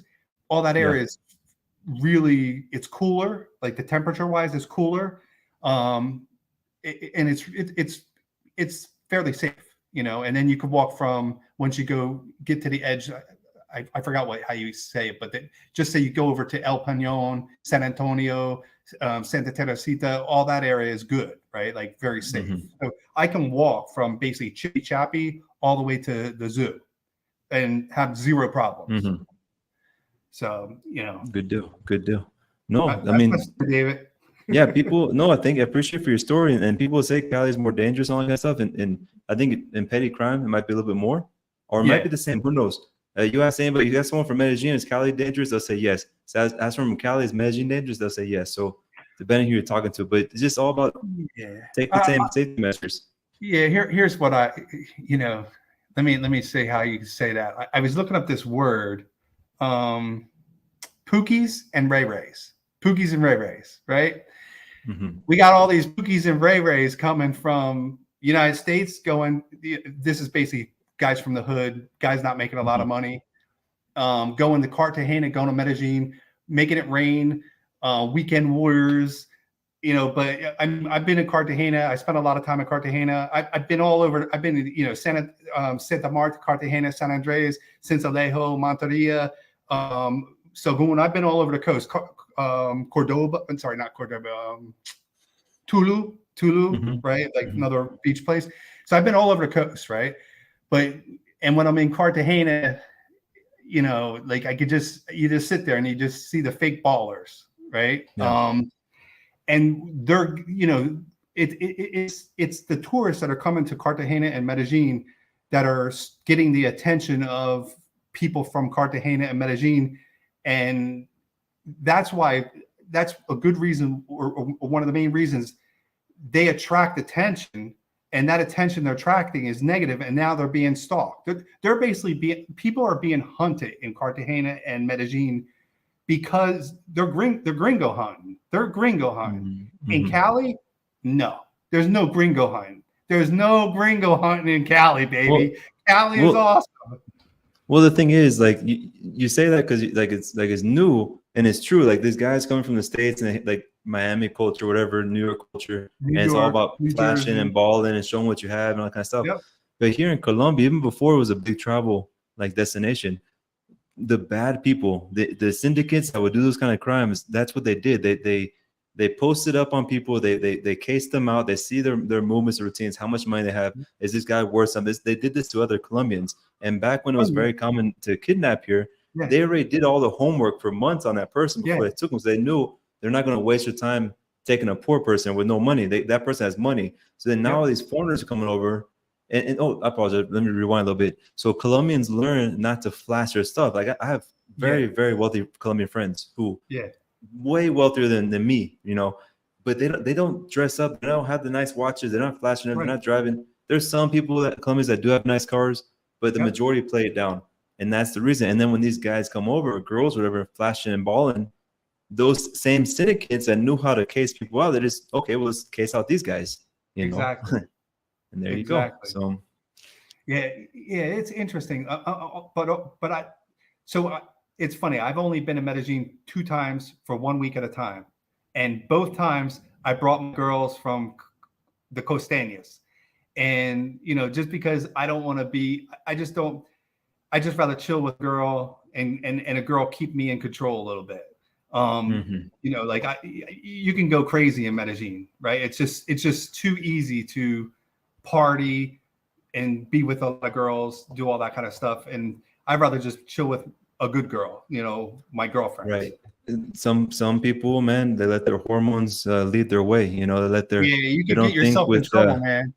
with up here, you know, so they tend to make different moves that they should not be making, and then end up, unfortunately, like some people who, you know, it doesn't go too well for them. But hopefully it's one reason why I make these videos, to help people out and to have a good time here. You can have a good time, a good life here for sure. Yeah. But Cali is, I don't think they're hunting gringos in Cali. So I think well, not a lot of foreigners are going to Cali yet. I mean, they're going, but not as much as Medellin, not as much as Poblado or Cartagena. So the reason why I initially went to Cali is I had friends in Cali already, but I met a girl in Cartagena when I was there in 2021, like for 5 weeks.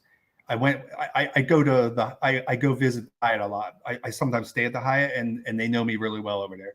So I go there for lunch. I sometimes get a cabana, and I use the pool even if I'm not staying there.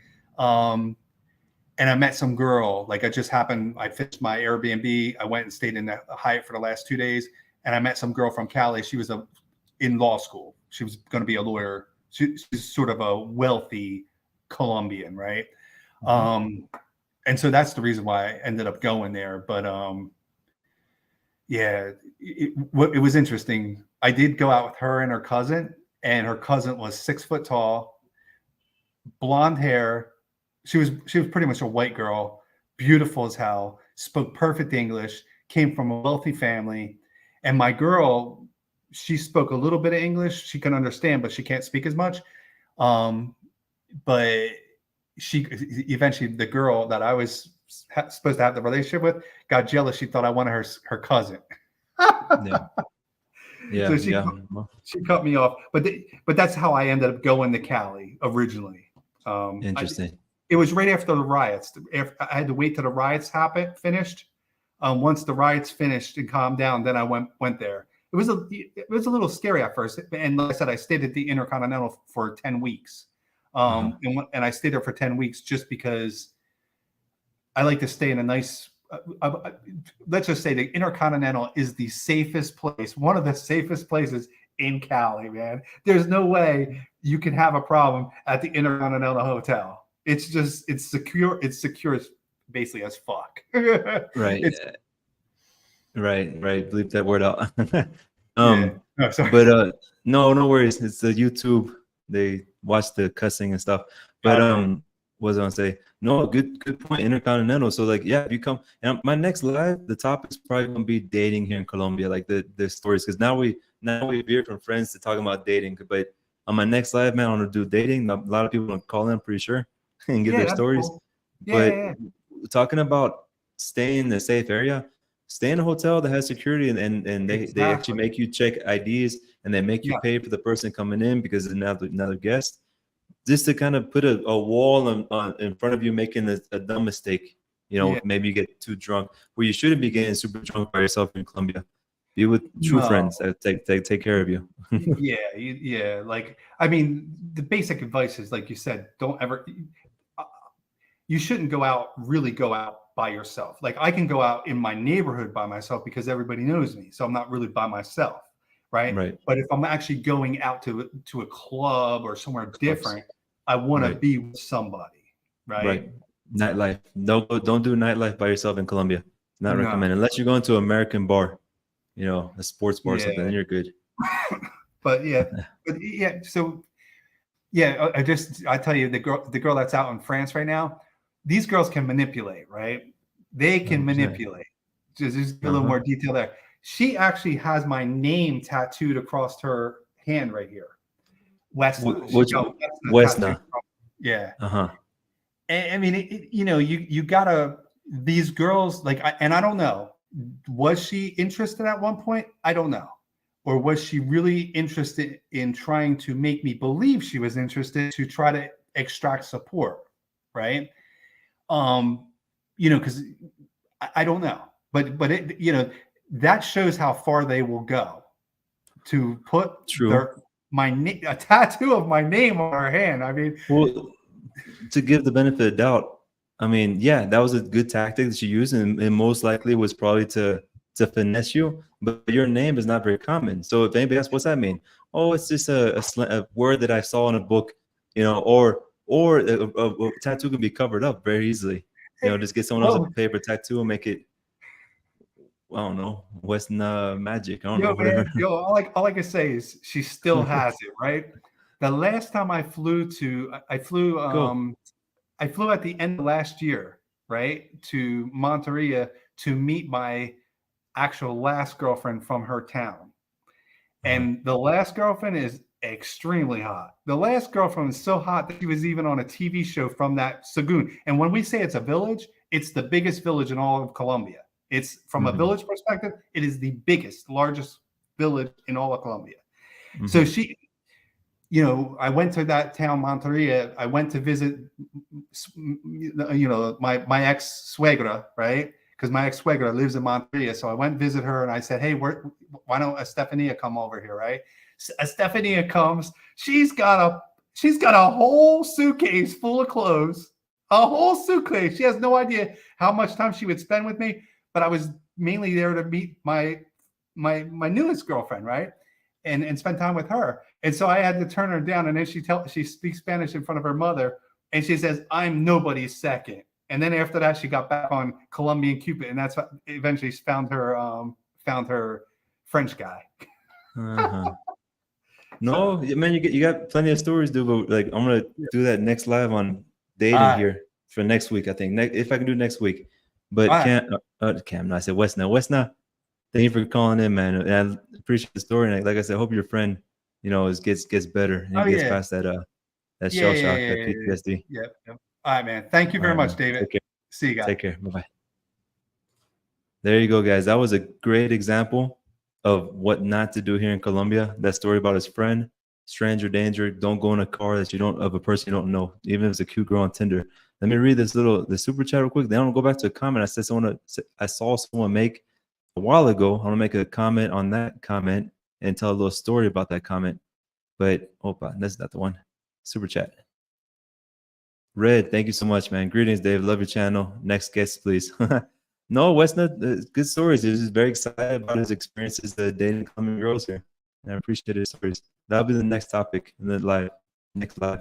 So let me go back to this one comment I saw earlier. If I can find it. 1 second. My computer's kind of messing up. Hold on. Okay. Let me go back to this last comment that I found. And if you guys want me to see a comment, then that's not it. Let me see. If you guys want me to see a question or comment, then super chat. But I'm gonna go back to this comment that I saw. Here it is. Right here. All right, let's talk about IT. I'm 6'3", 210 pounds. I walk and look like you should not try someone else, or that you should try someone else. Good point. I'm 6 foot, well, 5'11" and a half. I guess 6 foot on a good day when I sleep long, a good 10 hours. And I also weigh 205 pounds, and I walk with confidence. So most people don't mess with me, you know, especially in the streets. I'm walking confidence, that kind of stuff. So that can get by in many places in the world. If you walk with confidence, even if you're a small person, even if you're a girl, you walk with confidence. You're supposed to be there. You're good. But that doesn't say there's people take advantage of opportunities. If I'm a 6 foot, 205 pound, decently big guy, and walk with confidence. But if I'm in an area of Medellin, like for example, Los Conquistadores was a upper middle class neighborhood. After 7 o'clock, it's very empty, and I'm walking on that street by myself, and 2 guys on a motorcycle pull up on me. They're going to take advantage. my buddy who got robbed, he was actually with a girl at the time. He's about 6'3", and he's probably about 245 pounds. Big dude, muscular and everything. Big dude. He got robbed. He got robbed on right off of La Setenta. It was like a block over from La Setenta. It was an empty street. It was at nighttime. Two guys on a motorcycle saw him, saw the opportunity, pulled up. You can be big and strong, but against a gun or a knife, man, you're not going to get very far. So it helps a lot, but not all the time. And here's a story that I have. I didn't see this. I actually saw a video. It was a video that was posted that happened in Itagüí, but this can happen anywhere in Medellin, anywhere in Colombia. There's these two like Nayas. There's these two guys, like thug guys, Colombians, at a table, right? And they were little guys too. A lot of Colombians are smaller. So these two little guys at a table, and they were like being very disrespectful to the waitress. I think they were drunk or something. I'm not sure what happened. So being very disrespectful. And this one dude that was listening to him being disrespectful to the waitress, and this dude was big. Like in the video, obviously it was a big dude, probably about 6'3", big muscular guy. Walked up to him, and that guy also was drunk because there's one of the stores that they drink alcohol, and beers and stuff, in Guado. So he walked up to those two guys, and he said, like, he basically told them off, said, "What are you doing? Respect this lady, this and that." And then they got an argument. Like both of them started arguing. All three were drunk. The big guy kind of like got in their face and like pushed a little bit. The little guy got up off the chair, and when he got up the chair, he had a knife in his hand. And before the big guy knew it, the little guy stabbed him in the throat. And when you get stabbed in the throat, you bleed out very fast. Unfortunately, the guy hit the ground and he bled out and he died. So being big, being strong here in Colombia, it helps. But and I have years of boxing experience. I know how to handle myself in the streets in a fight. I've been in street fights before. I've won street fights. I would not get in a fight here in Colombia, in Medellin. If guys were coming at me, I would try to de-escalate. I would walk away, and I would try my best not to get a fist fight, because most people who are those type of people here in Colombia that are willing to fight you, most of them carry knives, and most of them don't have nothing against stabbing you.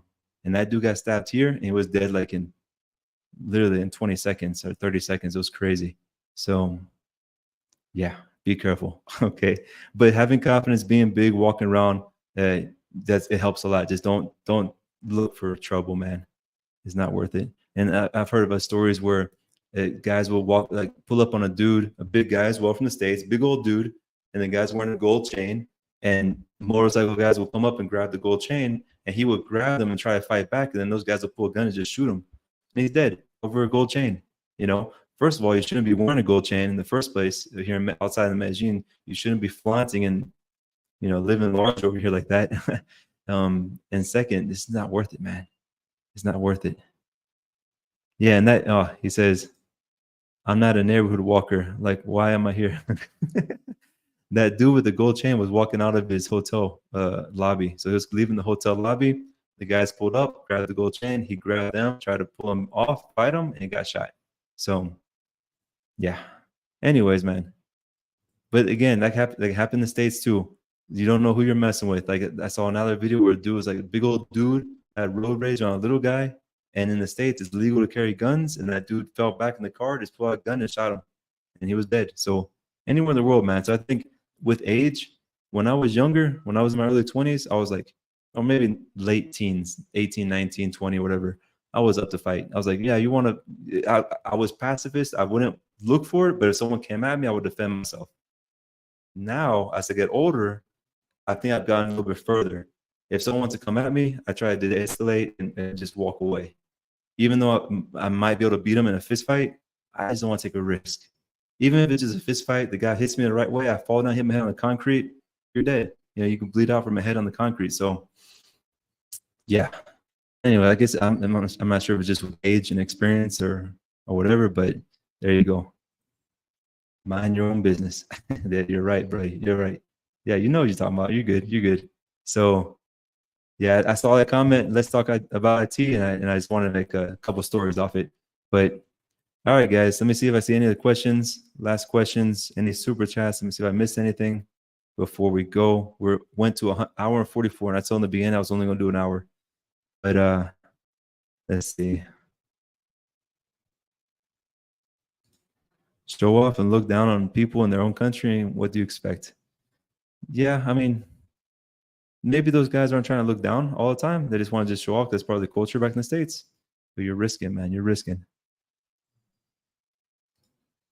That's why you stay strapped, David. Here in Colombia, is not you can't get. I mean, you can, but you got to jump through so many legal loopholes. And then if you use that gun for defense, you got Ricky Bobby, and you gotta prove, like, you have to, the evidence. What's it called? You have to go through so much legal things to prove that you're innocent, because they're gonna throw you in jail, and you better have a great lawyer to make sure you get out of jail. Because here in Colombia, man, the self-defense rules don't apply as much as back in the States, unfortunately.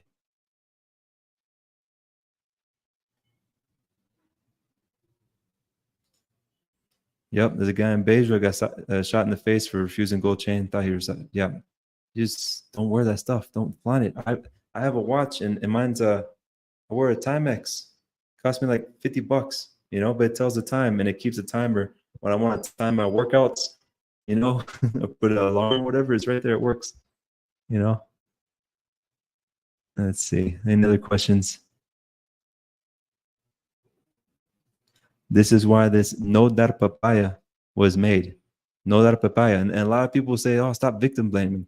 That's a Colombian slogan right there. No dar papaya. So what that means is, don't give reason for other people to rob you or to do harm to you. No dar papaya. So that's almost like you should have known better. That expression. Even Colombians say that to each other, you know, because it's so well known in this culture that you should just know better. All right, so let me see if any other last questions. I saw that video. Got him in the throat. Yep, got him right there in this artery right here. Bro, it sucks. It sucks. I see this kind of stuff, and I saw another fight in the streets where a dude pulled out a knife and stabbed him. And it was actually, they were best friends. They were two Colombian guys, old guys. They were drunk, the neighborhood alcoholics, and they got in a fist fight.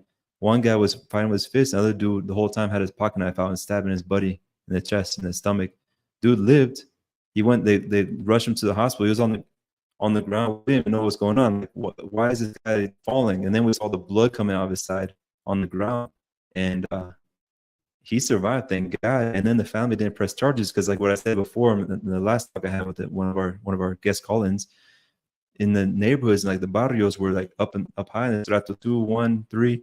You don't snitch, you know, you don't do that. And the people in the neighborhood, like, there were some people like in the balconies watching the thing, but they don't say nothing because the neighborhood duros, or the people that control the area, they found out you're a snitch or whatever. It's tough. So you gotta be safe. This is a good comment. Gosh, my computer's messing up. Hold on.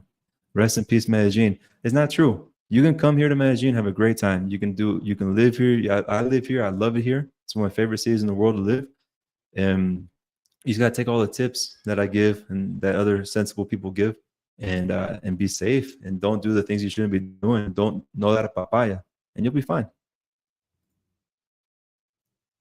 Okay.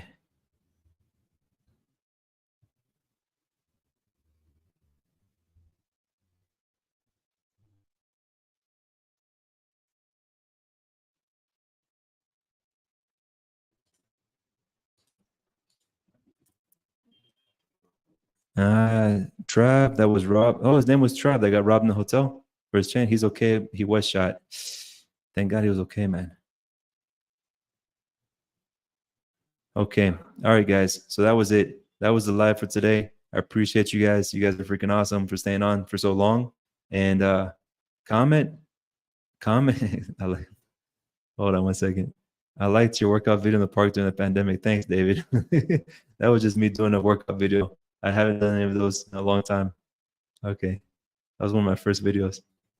All right. So anyways, comment on this video when it's posted. You can watch replay back. If you came in late, it was actually a really good call, a good video. Let's see. I have Seen some YouTubers making very disrespectful videos about women, mostly young girls. What do you think about YouTubers who disrespect the culture, and any they would be kicked out of the country? I think those YouTubers who go around and like film those kind of, I guess, hidden camera videos, like filming girls' backsides, that kind of stuff. I don't like that. I don't agree with it. You can, if you want to have pretty girls in your video, walk up to them, talk to them, ask them, hey, do you mind being on YouTube? You know, get their, you know, permission, instead of like stalking people, especially if you put young girls on the camera. That's not good. And other people making ignorant comments about people here in Colombia or women in Colombia, and that's one of the reasons why I started my YouTube channel, because back during the pandemic, I was watching YouTube, and during those times, most YouTubers that did content about Medellin, it was mostly that, the hidden cameras, filming girls walking, their backsides, that kind of stuff, getting many views. And about those views, you can get many views doing that, but most of those views are from India. And those guys, it's funny because those guys are trying to make money. Like they're not doing it because they enjoy walking around downtown and filming people and editing that content, making a thumbnail. They're not doing it for the fun of it, I don't think. They're doing it because they think they make a lot of money. They think they get a lot of views, make a lot of money, become YouTube famous, YouTube rich.